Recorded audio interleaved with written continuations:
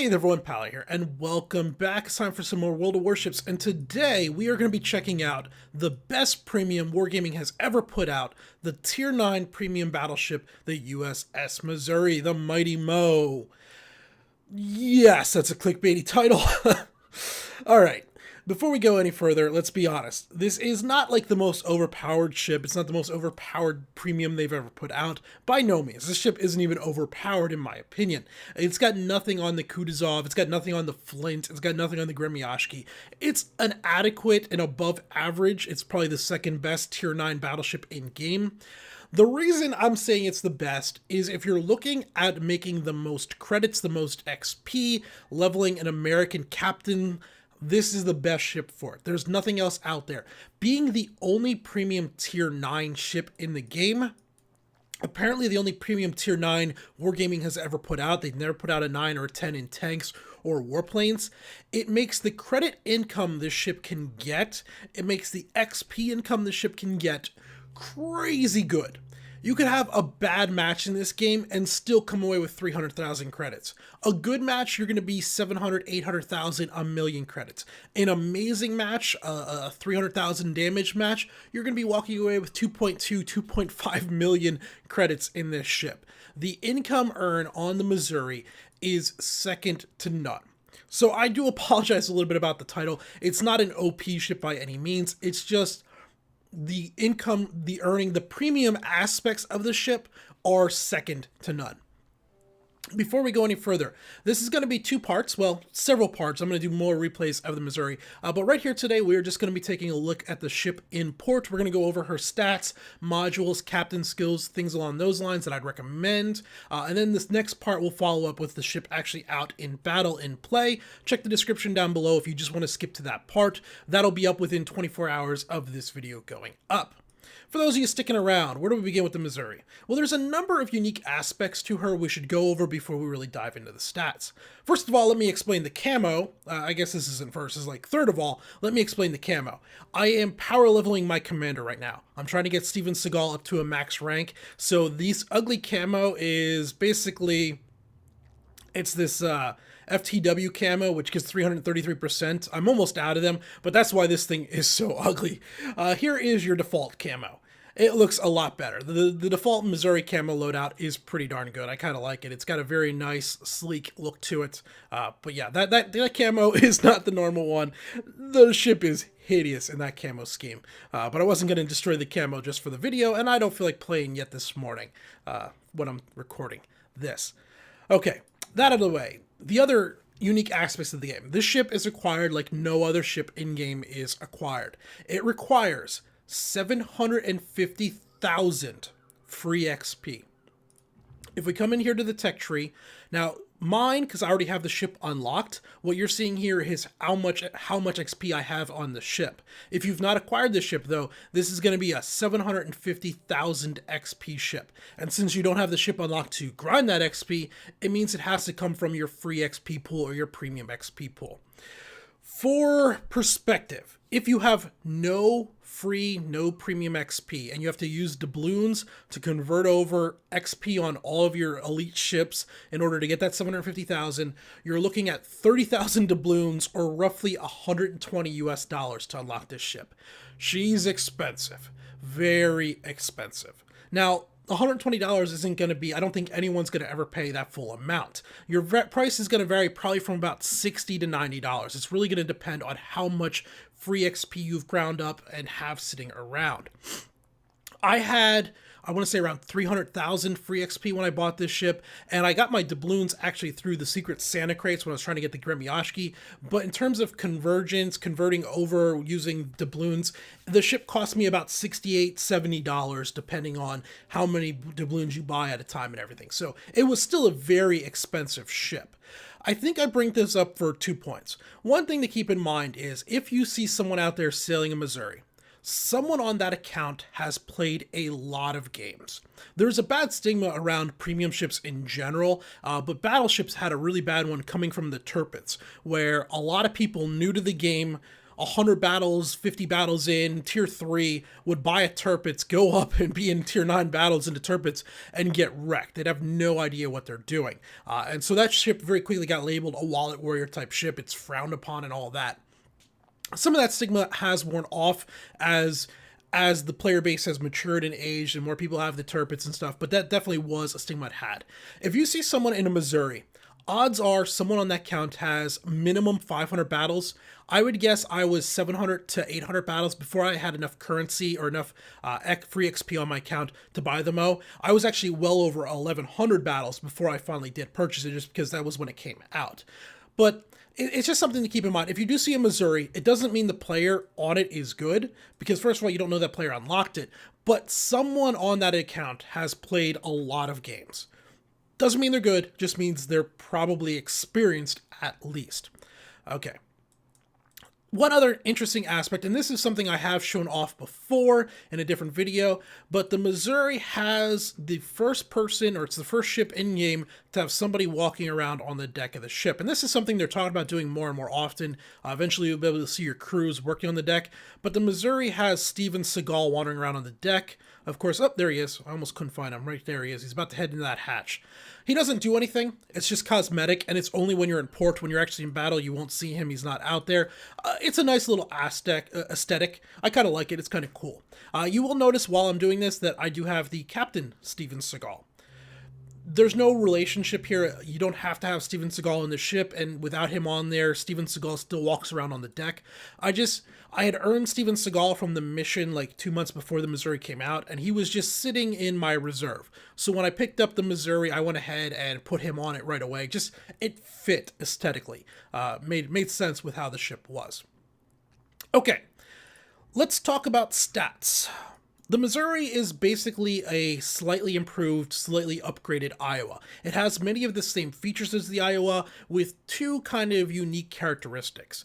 The first characteristic that the Missouri has that improves it over the Iowa is, if we look in here at the armor view, and we take off the bow armor, and we look at this front plating. So this is the front of your Citadel, like the front bulkhead plating.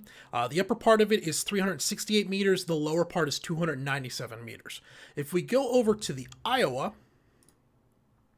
come on, I clicked it, and look at the exact same plating, we're looking at 216, 287. Significantly better front plating on these bulkheads.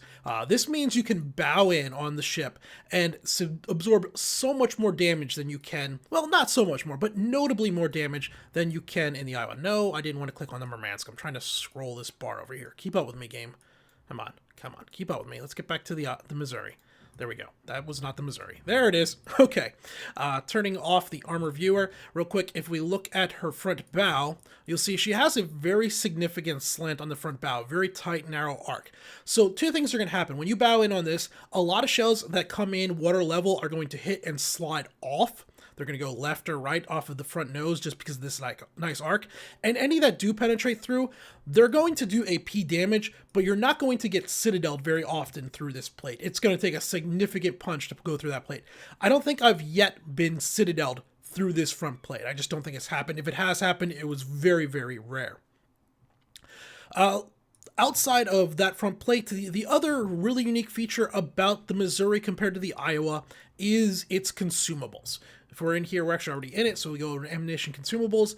Our number 4 slot, our Y slots, or not our number 4, but our number 3 slot, we have surveillance radar. This is the only battleship in the game right now that has surveillance radar. It is active for 35 seconds. It has a 9.45 kilometer range. By default, so the non-premium version has a 180 second reload time. You get 2 charges with it. I'm running both Superintendent and Premium, so this gives me 4 charges with a 120 second cooldown.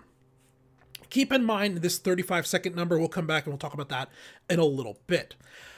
So those are the two major differences between the ships. Other than that, they're very similar. The Missouri does have a better base AA rating, and this is completely unupgraded. Actually, it's not unupgraded anymore, is it? I've kind of buffed it a little bit, but you can see here I have a 96 AA rating. You can easily get this up over 100. If you start throwing on the modules and really speccing for AA, this thing is a floating fly swatter. It's insane the amount of AA guns on this thing. Now, keep in mind, you don't have a catapult fighter. You don't have defensive cooldown. So you'll shoot down a lot of planes, but they're going to be able to drop tight spreads of torpedoes on you. So it's just something to keep in mind. While you're going to shoot down a lot of them, they're still going to get very accurate torpedo drops on you despite this really good AA rating, just because you don't have a defensive fire cooldown.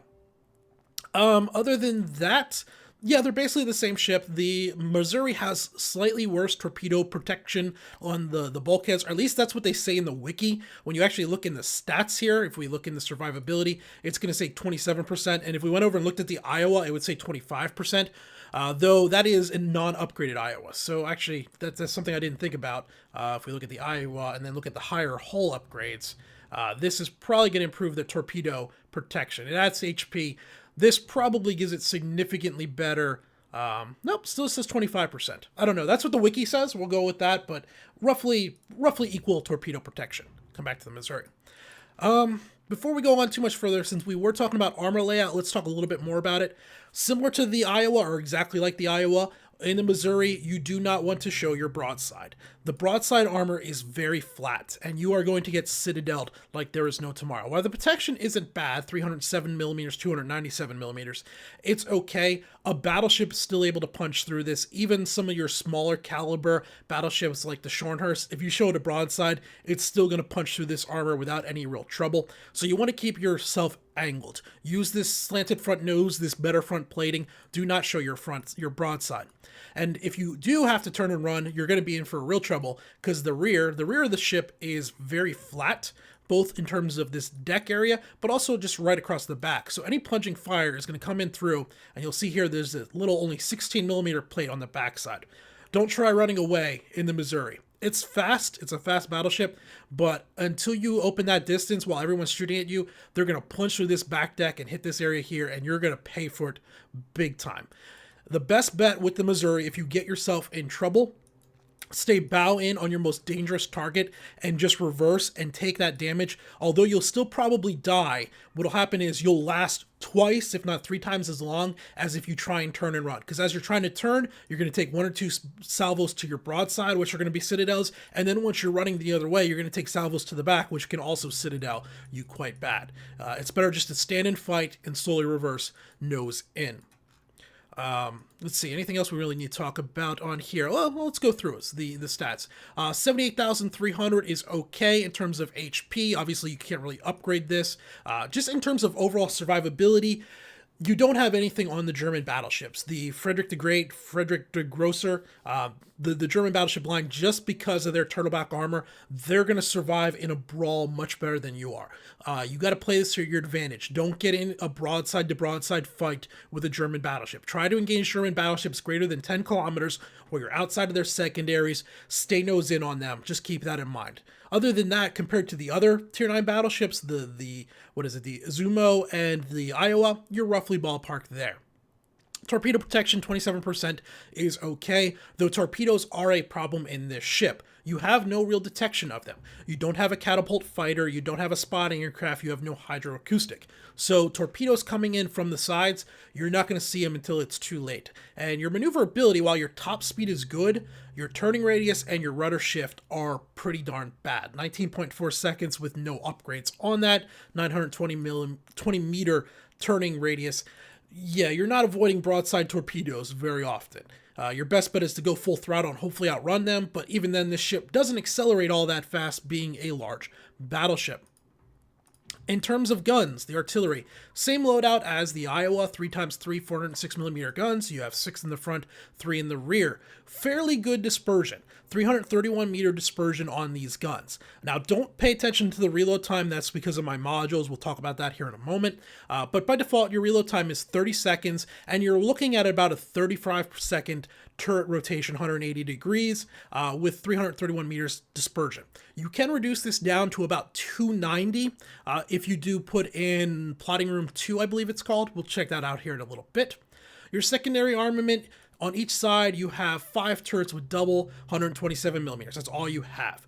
Fully upgraded, you can get these out to about 8 kilometers, which isn't bad, but the fact that you only have 10 guns on each side, you're not going to really be doing a secondary build loadout on this character, or on this ship. It just doesn't have enough secondaries to really sustain that. We've already talked about AA, it's really great. If you buff it, it's amazing. Because I only see carriers 20-25% of the time, I'm not going to set up a loadout on my ship to counter 20% of the battles. It's just not what I'm going to do. Maneuverability. Top speed, 34.6 knots. I love this. As an aggressive player, someone that likes to get up front with my battleship and work with the destroyers, work with the cruisers to push the caps, this top speed is awesome. Now, by tier 9, many battleships are upwards of 30 knots. All that I can say is the furthest I had gotten in grinding battleships was the Nagato and the Colorado. And the Colorado is like 21 knots fully upgraded. Going from that to this was night and day difference. I enjoy playing this ship just because I feel like I can set my engagement range. I have the priority. I can take the fight to the other targets. Whereas in the Colorado, they have to come to you because you're not running anybody down. It's so darn slow. And the Nagato is not much better. It's pretty darn slow on its own. So I love this top speed.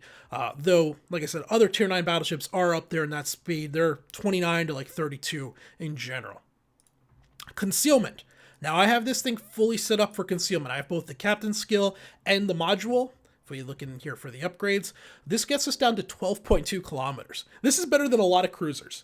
This is better detection than a lot of cruisers. There's cruisers, things like the Kutuzov, your bigger Russian cruisers and stuff that are sitting around 13.5, 14 kilometer detection range. It doesn't help you when there's a DD out there, but once the DDs are gone in the beginning of a fight, like if you're able to eliminate your opponent's DDs, it means you can move around the battlefield relatively sneakily and surprise cruisers that don't see you coming.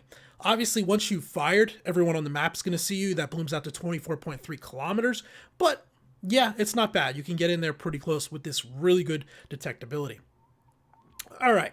There's not really anything to go over in terms of ammunition consumables. We already talked about it. You have surveillance radar, and it's really good. You also get your repair party and damage control. Obviously, I'm running all premiums. As I said, this ship makes money hand over fist, so there's no reason not to run the premium consumables and try to get as much out of each battle as you can. Upgrades. We have a lot of choices here. And here's where the upgrades combined with the captain skills, there's basically 2 different ways to load out this ship. There's the pre-0 6.0 and then there's the post 0.6.0. And the pre is still viable today. There's just different ways to go about it. What we're looking at right now is, let's start with the post 0.6.0 loadout. And this is one of the bigger options. What I've done is I've gone for a higher rate of fire loadout. And you've already seen that here, where my artillery is firing every 26.4 seconds. So, start off with main armament mod 1. We also have the option for auxiliary and magazine. We're not going to look at either of those. In slot 2, artillery plotting room. This is going to be primarily where you're going to sit with this for the most part. If carriers become very common, AA gun mod right there, that's going to boost us up to 93 AA rating. It's crazy. That's going to boost our AA so high without even trying. You could possibly consider, so one of the big weaknesses right now, and well, let's go to the third slot and we'll talk about why. Third slot, I am running main battery mod 3. So minus 12% to battery loading time. My guns load 12% faster, but they traverse 13% slower. So that is why this traverse speed is still kind of slow, despite actually having the captain skill to improve my traverse speed. What I'm trying to do here is I want to just get my guns firing as fast as I possibly can. I want to improve that output. And going from 30 seconds down to 26.4, right there is a 4.6% DPS upgrade. I'm also then running on my captain, I am running, come on, load in, Adrenaline Rush. So Adrenaline Rush, when I'm down to about 50% health, my reload time is about 23 seconds. That's a significant DPS upgrade. We're starting to get up there. Once we get to 20-second reload, that's a 33% DPS upgrade. We're sitting at like 27% DPS upgrade going around 23-second reload. So that is what I am focusing on with this current loadout. However, that slow turret can get you in trouble. You have to play this ship when you're doing this type of loadout, you have to play it in a smart manner. You're not a German battleship. You don't want to get into that 8 kilometer range where you have to turn your guns quick. What you want to do is you want to get to that 11 to 12 kilometer range, just outside their secondaries, outside of most destroyers' torpedo range, or at least far enough away that the torpedoes are going to spread enough that you can hopefully maneuver them. That's where you're looking to be. And at that range, a turret rotation of 40 seconds, while not great, is doable. But if you're having trouble with your turret rotation, you could go back to the second slot, change this over here to main battery mod 2. What that's going to do is it's going to slow down your rate of fire by 5 seconds, but it's going to improve your turret rotation by 15%, offsetting it. So you're going to end up with something like around a 27.5 second reload time, but with a turret that rotates around 33 seconds instead. There's both ways you could go with that. Either one works. I'm just going to play a little bit further away, keep my turrets 40 seconds is fast enough for me. Then you have obviously damage control 1. I go damage control 2. Though in this slot here, all these options are viable. You can go ahead and go steering gears, get your rudder shift down from 19 to about 15.5 seconds. And because this ship is fast, propulsion mod, reducing how long it takes you to get up to speed by 50% is significant. You're going from like 25 seconds to get up to max speed down to like 12.5 seconds to get up to max speed. That's a big upgrade going that. But I went with damage control 2, mainly because I don't have the skill on my captain to reduce fire damage yet. Lastly, concealment. There's really no other reason to go. Target acquisition's fine, but you already have a 27 kilometer range. Generally speaking, you don't need to worry about target acquisition too much. So I guess you could argue for the torpedoes, concealment's better. It's just straight up better. Jump over here to the captain, and you've already seen this, so for the most part, there's not... The first one, actually, something we do have to talk about, expert loader. You'll read this, 75% reload time when switching shell type. That might seem a little odd. This is a bonus based off Steven Seagal. So the premium commander Steven Seagal, what he brings to the table is he buffs this by another 25%. By default, expert loader is only 50%. This means if my guns are fully loaded and I change from AP to HE, by default, it's about 9 seconds. As adrenaline rush starts kicking in and that reload time gets faster and faster, you can change from AP to HE somewhere around 6 or 7 second reload time, or swap time. It's pretty darn crazy. For that reason, I've gone with expert loader. It works out pretty well here. We need expert marksman. Without expert marksman, our turret rotation just with that main battery mod 3 add-on would just be way too slow. So expert marksman is a must-have. Obviously, we've seen adrenaline rush in here where we want to get that HP. We want to get that rate of fire up as HP goes down. Superintendent, I want to stay in the battle longer. I tend to use all of my repair parties, so having that superintendent works out really well. You could also consider vigilance. Vigilance would be a really strong contender since torpedoes are your biggest issue. However, I still find even with a 25% additional acquisition range of torpedoes, due to that slow rudder shift time, due to that large circle, even if it just means I'm watching the torpedoes come at me for an extra 2 seconds before they hit me, but they're still going to hit me in almost every circumstance. So that's why I don't go vigilance. Another possible one is basics or survivability, 15% reload time to extinguish fires. If you have a high enough captain, you could take this, and then you maybe don't need the damage control party 2. You could go with like rudder shift or acceleration if you have this. I'd probably stack them both together just to reduce fire and flooding. And lastly, we do have Concealment Expert. As my captain levels up, my next skill point for the captain will 2 more. I will probably go Vigilance, even though I just downplayed it. I could go for 4 more and get the fire prevention. This would be another great one. Or even Basics or Survivability. So these are all ones on my list as I get my captain leveled up here a little bit more. Fire Prevention would be one on my list. Basics or Survivability, possibly Vigilance. Or if we see more captains, I would start considering things like advanced firing training for the AA range, really get those guns out there. You could shoot down a whole lot of planes. If you set this thing up for AA, carriers are going to be very, very angry with you. They're gonna stay away from you if you do that. So that's the new loadout that I'm recommending for some people, just the higher rate of fire. People don't expect a Missouri to be firing every 22, 23 seconds. And you're going to surprise a lot of battleships when you do that. I mean, that's the rate of fire of the Schornhorst or the Tirpitz. It's ridiculously fast rate of fire. They don't expect it.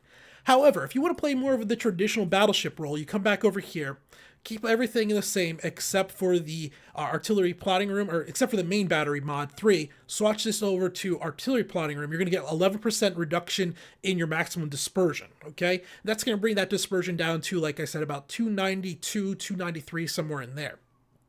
Other than that, everything else is pretty much the same. You could consider then propulsion mod, because you're going to be staying more at range. You're going to be staying outside. You're going to be playing to the distance of the guns. At which point, come back in here to your captain. Go ahead and drop Adrenaline Rush at that point and use that instead in something like Vigilance, something like Basics or Survivability, or Fire Prevention. You don't really need to boost your DPS too much then if you're going that route. So that's another way to load out this ship. And that's the basic gist of the Missouri. The Missouri is a really good battleship. The main strength, though, is really that credit earn, that XP earn. The strategy for this ship is all about that bow in, absorb the damage on that front nose where you can just take so much of it, it's not going to hurt. And, oh, the last thing we do want to talk about, and I'll go over this more in the gameplay, is the surveillance radar. So I said when we first looked at this that it's only up for 35 seconds. So depending on how you load out this ship, if you have the default loadout where you're still firing every 30 seconds, when you pop that radar, unless your guns are pretty much trained on the target, if it takes you more than about 3 seconds to acquire your target and fire, you're probably only getting 1 salvo off in that time with that radar running. It means the radar isn't so much for you, it's for your teammates. And this is how I play the battleship. You're going to go ahead and push in towards caps, areas where cruisers are afraid to go into because they're going to get sitted out and lit up. Well, you have the survivability to get in there. So I follow my destroyers towards caps, get within about 9 kilometers of the smoke screens, tell my team radar going up in 5, pop radar, and then everybody unloads on these destroyers sitting in there. And a lot of destroyers are starting to learn this is a tactic, and they'll see a Missouri coming and they'll start bugging out, but you'll still catch quite a few destroyers sitting in smoke screens at 9 kilometers, and all of a sudden they're lit up and they're like, oh crap. If you go with the loadout I've recommended, though, the fast rate of fire, at that point when you're shooting every 26 seconds, 23 seconds, then you can definitely get 2 salvos off during your radar consumable. Really, though, the Missouri, due to the fact of this radar and the fact that it lacks both catapult fighter, hydroacoustic, it really is a ship best sailed in a division, or at least with someone's going to be screening you, helping you spot those torpedoes, and also dishing out damage when you go ahead and light targets up with your radar. I think that covers everything we really need to talk to about in port here. We'll cut it here now. Hopefully you'll stick around, come check out the footage. We'll be taking a look at 2 different parts of a battle, just showing the strengths and weaknesses of the Missouri. Until then, though, this has been Paller. Thanks for watching.